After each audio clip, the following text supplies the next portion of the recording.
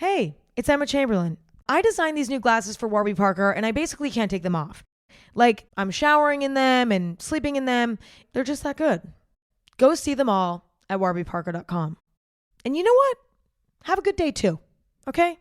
All right? Bye. How would you like a 15% discount to my daily email, the stack of stuff, the show notes, discounts to the conference, all of that? All you need to do is text the word show to 33777. You'll get the annual subscription with a 15% discount to my daily email. You'll get the stack of stuff, the links to the show notes, discounts to the conference, and so much more. All you have to do is text the word show, SHOW, to 33777. Text show to 33777.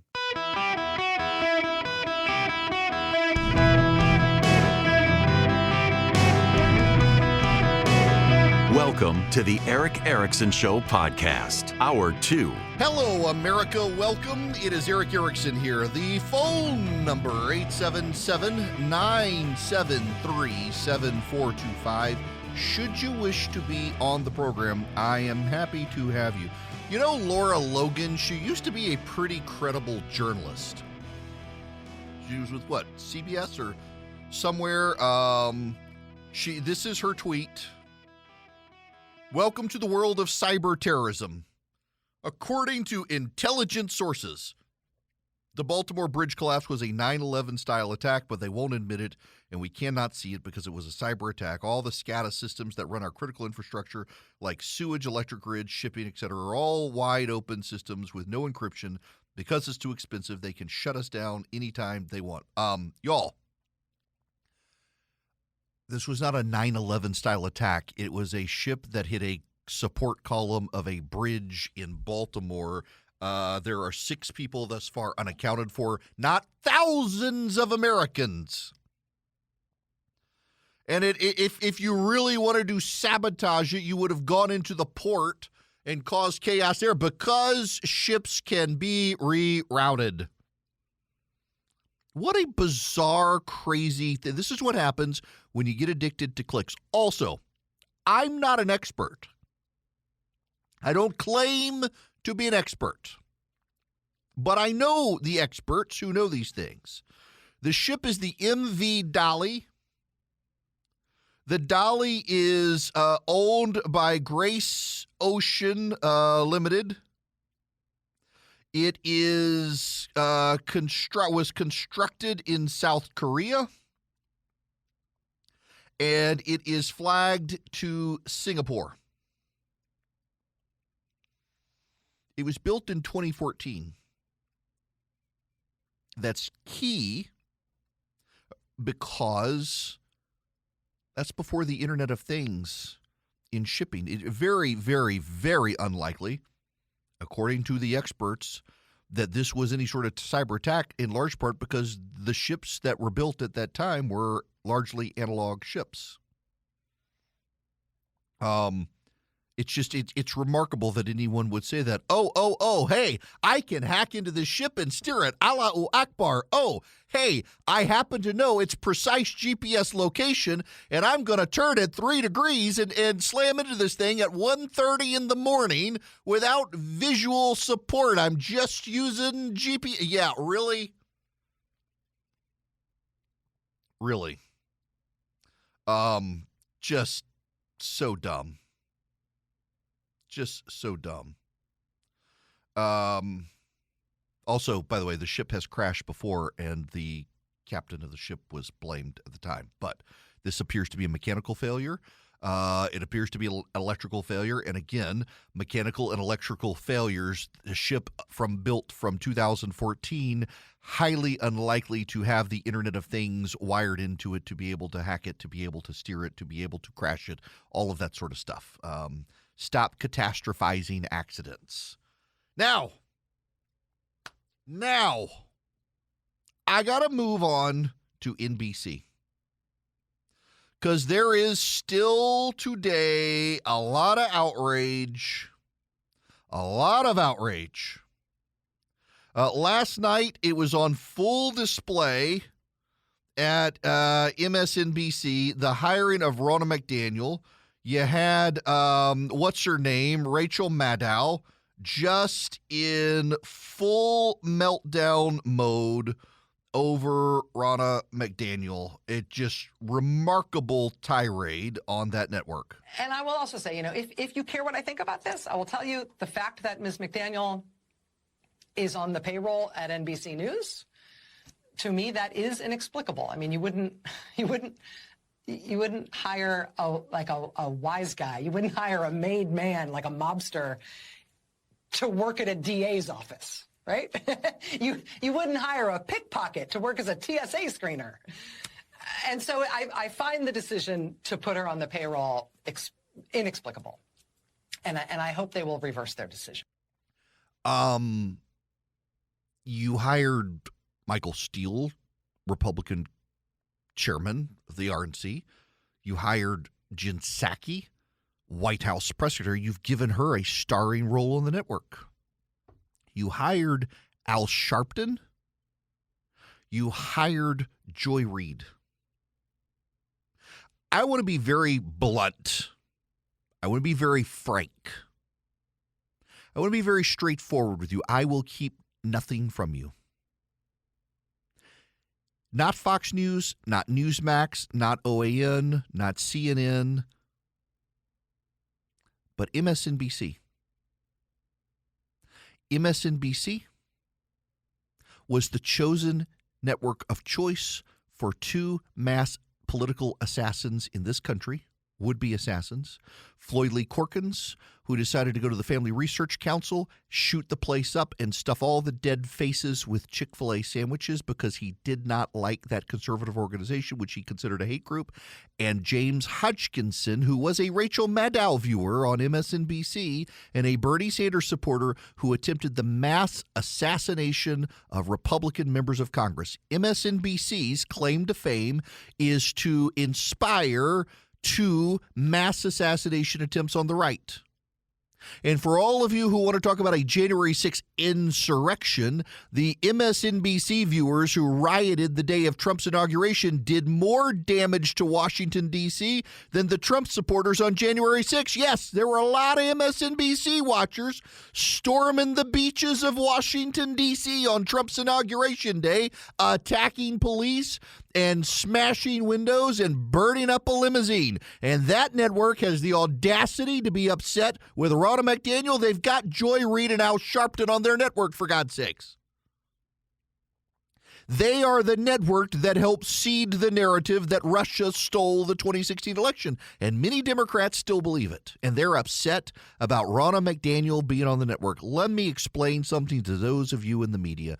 Half this country hates your guts, and instead of blaming them, maybe you should think, what did we do to be hated by so many people? You can blame Trump for some of it, but that you can't blame yourselves for any of it is a remarkably damning indictment on your lack of humility. Now, I get hate from people on the right for saying, I know I like Chuck Todd. We have a fine relationship. Don't always agree with him, know where he comes from. But I got to tell you, even for Chuck, his tirade, I got to say, was a little bit remarkable coming from him. This is what he said on Sunday on Meet the Press. Let me deal with the elephant in the room. Yeah. I think our bosses owe you an apology for putting you in this situation because I don't know what to believe. She is now a paid contributor by NBC News. So I have no idea whether any answer she gave to you was because she didn't want to mess up her contract. She wants us to believe that she was speaking for the RNC. She was, Chuck. It was literally her job. And by the way, you know it was literally your job, Chuck, because you had Ronna McDaniel on your program yourself some time ago in 2017, and we're bragging about it. Welcome back. If it seems as if there's not enough open dialogue between members of our two political parties, you're right, there isn't. But dating back to the 60s, Meet the Press has been a place where some of those conversations have taken place by having the chairs of the DNC and RNC on the show together. Today, the parties are losing ground to their activist wings, chasing after the very voters they're supposed to lead. And joining me now in their first joint appearance since starting their new jobs, DNC Chair Tom Perez, RNC Chair Ronna McDaniel. Okay, and you can say, well, things changed. She became this person who attacked the media, attacked the credibility of the networks. By the way, she deserved to, I personally think. But You can say things changed from 2017. Well, here you are in 2020. If the president had a history of playing down things, that might be believable. But considering what he did with immigration and the caravans, what he does now about violence in the cities, this isn't a president who shies away from trying to incite panic or trying to fire folks up. This doesn't seem to match that. It looks to a lot of people as if the president didn't want to panic people because he's worried the virus hurts him politically. Why shouldn't folks view this comment through that lens? I disagree that the president took political calculations. We can stop there. He was willing to have her on in 2020 and ask tough questions. Not only was he willing to have her on in 2020, but in November of last year, they were willing to have her on Meet the Press and fawn over Ronna McDaniel. In November of last year, Kristen Welker, the new host of Meet the Press, was willing to fawn over Ronna McDaniel for what? Because NBC wanted to do a Republican debate. And they had to kiss Ronna McDaniel's butt to make it happen, and they were willing to do it. Thank you for being part of that, because this is a time where we met the moment. Thank you so much for having us. It was an honor to co-moderate that debate. We really appreciate it. Ronna McDaniel, thanks for being here. Thanks for having me. Good to see you. Oh, yeah, great to see you. And now it's a problem? November, December, January, February, 5 months later, suddenly it's an ethical problem because you are upset that you think she was paid to give you the Republican Party line. It was her job. Here's the problem. You can come up with every excuse, every yes, but about Ronna McDaniel, stolen elections, all that stuff. You have the opportunity to now put her in a chair and confront her with her prior remarks, and she is paid to sit there and take it, and you're upset that she now has to distinguish what does Ronna McDaniel believe versus what does the RNC believe? What does Ronna McDaniel really think about the things Ronna McDaniel of the RNC said? You could do all of that. Instead, you're throwing a temper tantrum, and this is the problem. Despite all of your yes, but stolen election, yes, but January 6th, you do it with every single conservative. You did it with me. In fact, in 2020, when I said I would support Donald Trump, you people at NBC took me off Meet the Press. I had a once every month standing appointment on on Meet the Press, gone the moment I said I'd support Trump. You did it with Kevin Williamson at The Atlantic. You even did it with Sarah Isgur. She was hired from the Justice Department, the Trump Justice Department. And you were enraged that she would be playing an editorial role at CNN. So they decided instead, no, she'll be a commentator. Then, no, she's not going to be here. She went to ABC News as a commentator, enraged that she was a commentator. Every Republican who comes out of the conservative movement, you get enraged that they're on television. You did it to me going back in 2009. Tried to cost me my job at CNN. And you know what CNN did? They put me on a Howard Kurtz interview when he was still there and asked all the tough questions. The left says this. You said this. Are you ashamed? Do you apologize? Went through the whole motions. At least back then they stood by me. They don't even do that anymore. You can't say this is about the truth when you people regularly lie. You hired that Ben Collins hack, and he lies about the right and claims he's fighting disinformation, and he's at NBC News. You know, if you wanted a legitimate criticism of Ronna McDaniel, it's that MAGA is done with her and never Trump embraced her. So why are you hiring her to be a voice of the GOP when she doesn't represent any portion of the movement? There's your legitimate criticism, except that's what you guys do all the time. You put people on television as your paid contributors who don't actually represent any portion of the Republican Party and make them your Republican voices because you want to be the gatekeepers. Here's the rule that you got to apply.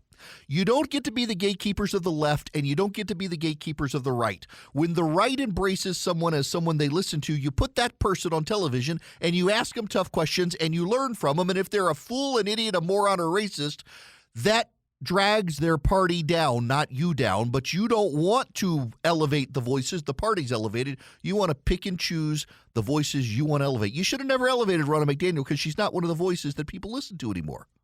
But you chose to. And now you're upset about it. You people at NBC News, your MSNBC network was what two would-be political assassins like to watch on television. You have no reason to complain. You should be apologizing for yourselves, not her hiring. Several fronts of breaking news happening now. NBC News reportedly deciding to fire Ronna McDaniel now that they've hired her. She's lawyering up. They're trying to come up with a way to get out of the contract. There you have it. Also, breaking news, President Biden has released a statement about the Francis Scott Key Bridge collapse in Baltimore, saying he expects a full federal appropriation to pay for it. Doesn't think Maryland should have to kick in anything on it. I actually disagree with that. I realize it's a tragedy, but it's also a state, not just a federal highway system. And yeah, the taxpayers in Maryland should have to kick in some money to rebuild their bridge, not just a federal appropriation. But that's just me. Call me hard-hearted, but we're headed towards a fiscal cliff in this country, and that's just not good. Okay, we got a lot more that we got to talk about today. I do need to warn you. The polling shift has begun. Now, it's the Bloomberg News Morning Consult poll, which I'm not a fan of, but people pay attention to the trends. President Biden has gained ground against Donald Trump in 6 of 7 key swing states, and significantly so in at least 2 of them. The results makes the strongest Democratic polling in months. The move in the president's direction comes after 5 months of mostly consistent Trump lead and follows the State of the Union that rallied Democrats. The shift was significant in Wisconsin, where Biden leads Trump by 1 point after trailing him by 4 in February, and in Pennsylvania, where the candidates are tied after Trump held a 6-point lead. They are also tied in Michigan. It's too soon to know whether the improved showing is a one-time bump or the beginning of a more durable change in the race, and Biden continues to lag in 4 crucial states. But the blue wall battlegrounds, if held, could vault Biden to a second term. Now, of course, the polls are going to consolidate. I've been telling you all for a year this would happen. It is an issue that you got to be mindful of, but it's also Morning Consult. We need to see more polling trend data. But I would not be surprised to find a narrowing of the polls. One of the things that voters have been thinking the whole time is that Republicans, there's no way they would renominate Donald Trump.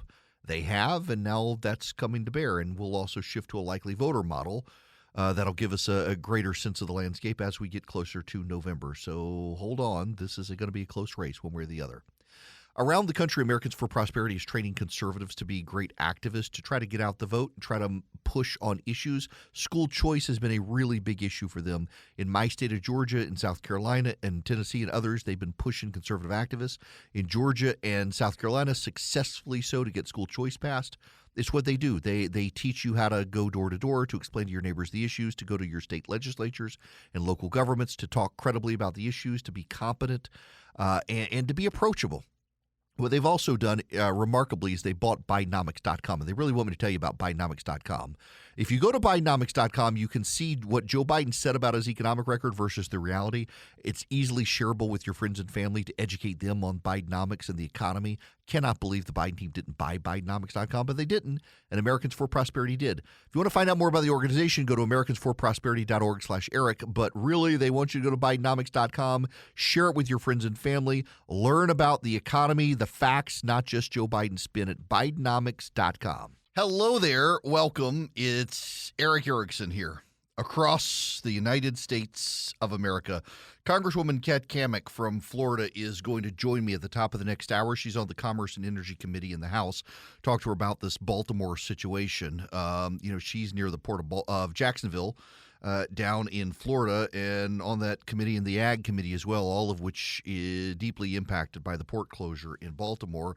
It is the number 2 exporter of coal in the country. It is the number 1 importer of sugar in the country, as well as farm equipment in the country. All of that impacted. The governor of New York saying that she will work with Maryland to reassess capacity at the Port of New York to do as much accommodation as possible. You're seeing others step up as well in that regard with capacity issues.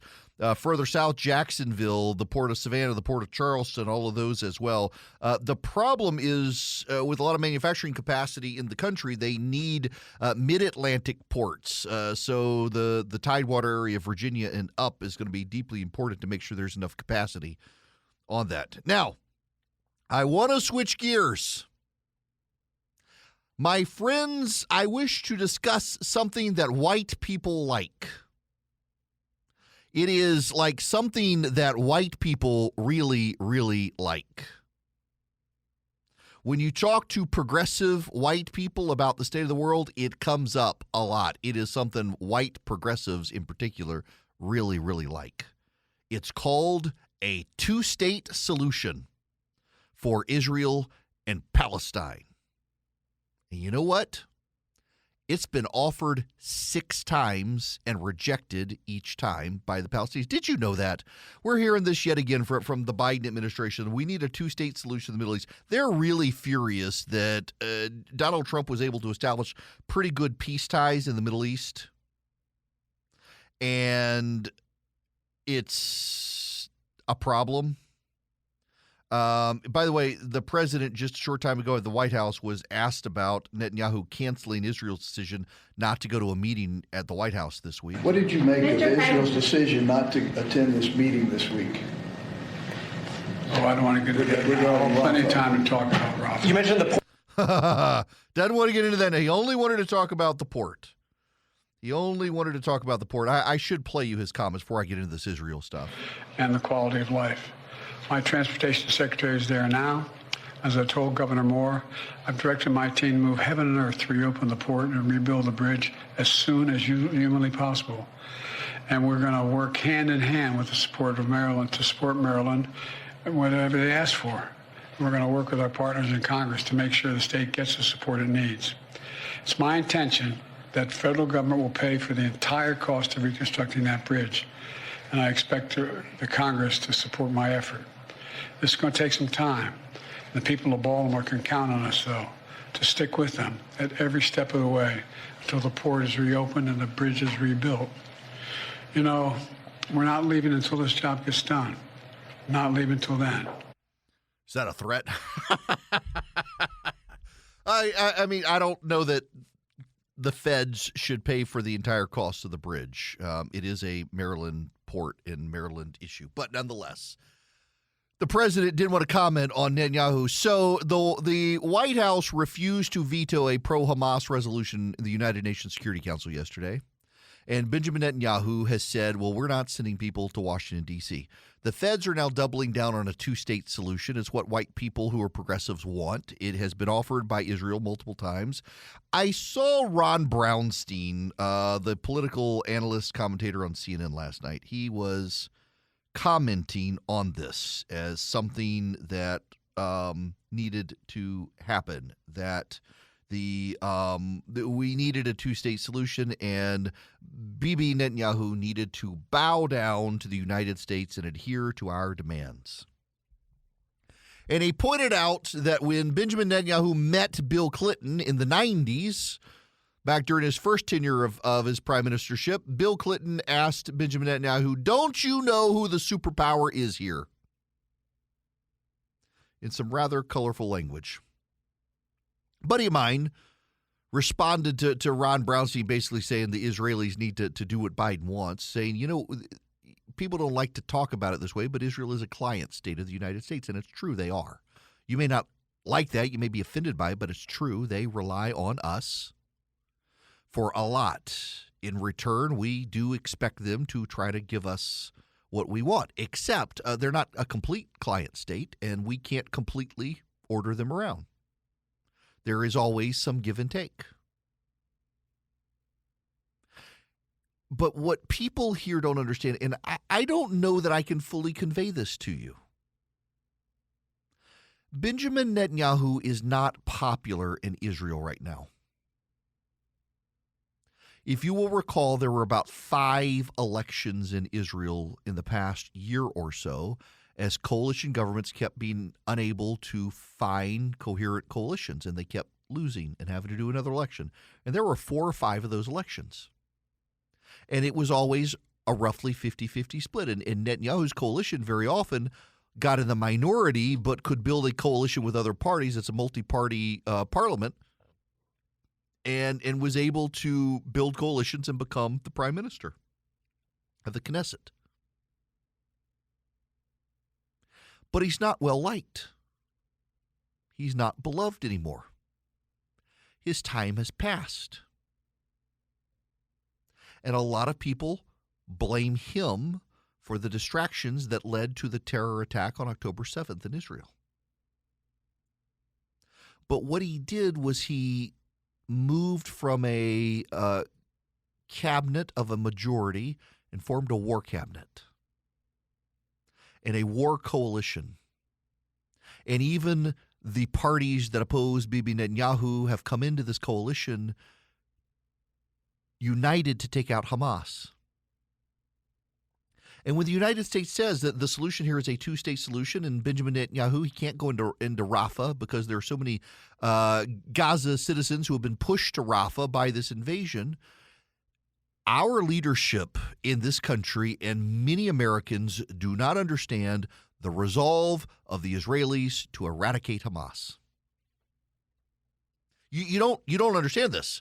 This is not a left-right issue in Israel. There's not a partisan divide in Israel. From the far left to the far right, Israel is single-mindedly determined to wipe out Hamas, and if that means going into Rafah and killing innocent Palestinians along the way, they're going to do it to eliminate Hamas.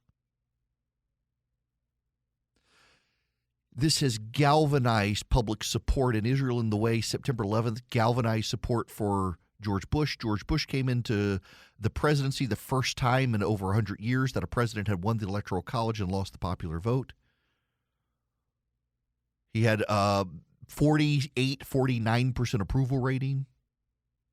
9/11 happened and his popularity in the country skyrocketed. Democrats and Republicans alike rallied around him, even through 2002, when the nation gave Republicans complete control of Congress because the Democrats were trying to politicize the Department of Homeland Security and unionize its members. To this day, they're mad at Republicans for attacking Max Cleland, but it worked. It was right. Cleland was wrong. And the partisans in this country rallied to George W. Bush. The same thing's happening in Israel right now. Partisans from left to right are rallying around Netanyahu. And every time Joe Biden and the Democrats try to bully Netanyahu into pausing so that Hamas can escape another day, his popularity, Netanyahu's popularity, goes up.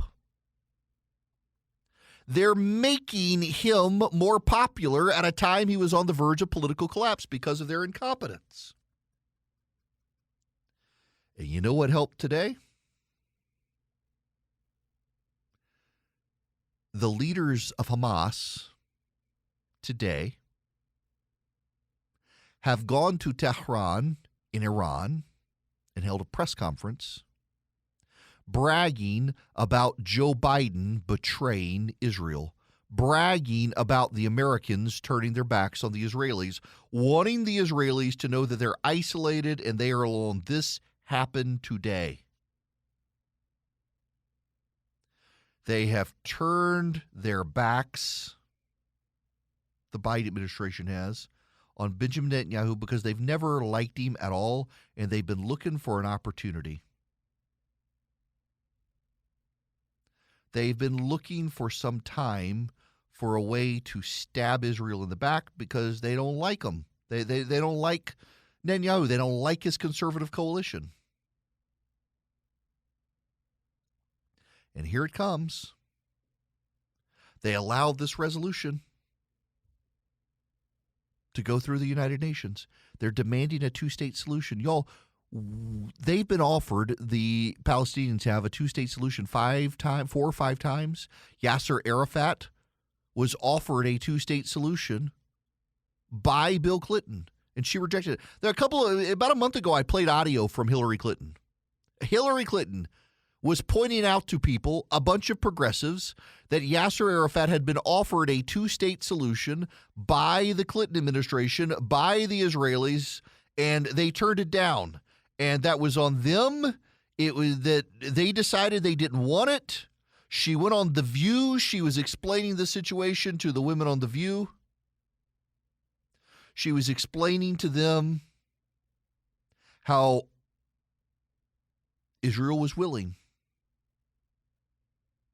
Israel had a willingness to divide up its land and give land to the Palestinians, and the Palestinians declined. They didn't want peace. They didn't want division. They didn't want self-governance. They want river to sea. They want the elimination of the Jewish people. They want the elimination of the Jewish state. They want an elimination of Israel. That the Biden administration refuses to recognize this, that the Biden administration is walking it all back, that the Biden administration is refusing to stand with Israel because of the heckler's veto of the anti-Semites in the upper Midwest who they're afraid of losing. It's a problem. Yeah, thank you, Philip. This is Hillary Clinton. Let's see. In her interview. Oh, come on, stop. I gotta get through the stupid mandatory ad. He just found this on YouTube. This is the clip I was starting with. I couldn't find the audio myself, but here, this is it. This is Hillary Clinton. Listen to this.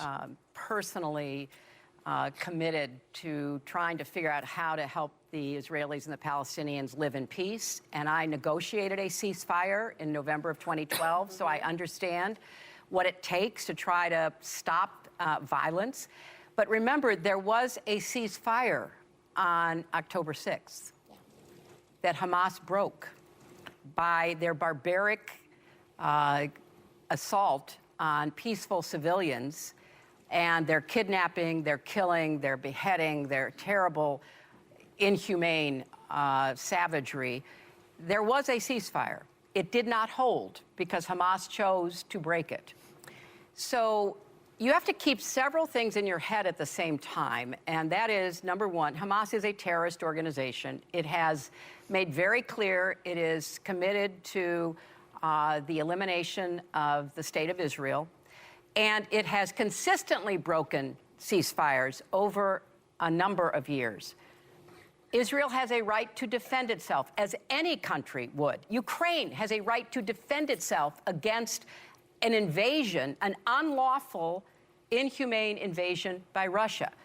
And Israel should conduct itself by the laws of war and do everything it can to prevent and limit civilian casualties. Those three things are all true themselves.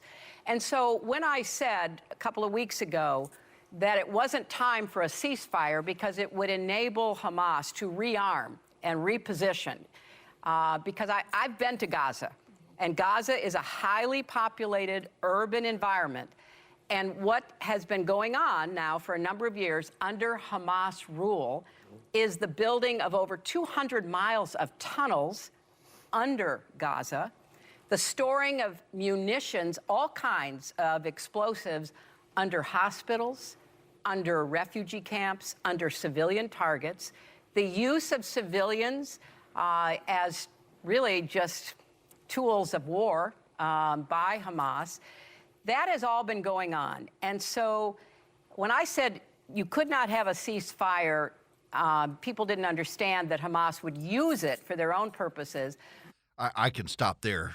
Maybe she needs to advise the Biden administration. Remarkable, more clarity from her than Biden. Y'all, let me tell you about Old Glory Bank before I get out of here. Old Glory has a banking bill of rights they want you to see because they're not going to give your information to the feds. They're not going to prohibit your banking transactions that are legal just because they don't like who you're doing business with. They don't care. You can go to oldglorybank.com and see the banking bill of rights. Let me tell you about my experience with Old Glory Bank because I've had a bank account with them for over a year now, or about a year now. Well, before they became an advertiser. I don't get fees. I put money into the bank. It doesn't get eaten up with fees. I do online bill pay.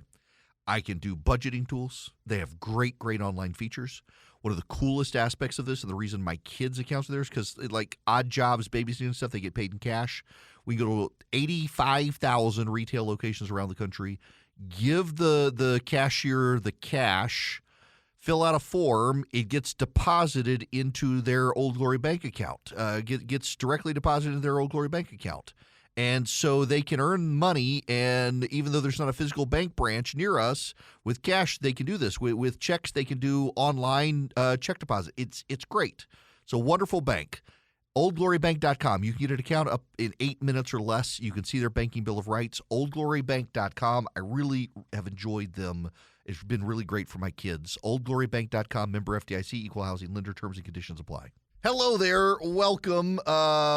Short segment here. I apologize. I went long in the last one playing that Clinton audio, but it was worth it to hear how reasonable and responsible she was in that. The fact of the matter is, if Israel wants to storm into Rafah and kill Hamas, Israelis aren't going to care, and I will stand with Israel, not this administration that is scared of the anti-Semitic heckler's veto in the upper Midwest. They saw those numbers come in from Michigan, and they know what the situation is in Minnesota, and they're like, oh, we gotta suddenly turn into Hamas supporters to keep these progressives on our side to win an election. And that's what's so sick about this.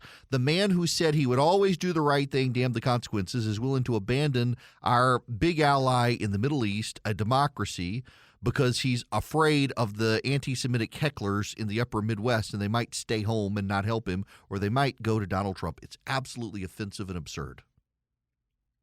When we come back, Congresswoman Kat Cammack from the 3rd Congressional District in Florida. She's on the Ag Committees and the Energy and Commerce Committee in Congress, at play with this bridge collapse in Baltimore. So much of the nation's cargo goes through there, particularly for farm trade. I'm going to talk to her about that and just this clown show that's happening in Congress right now, which is just perplexing to see.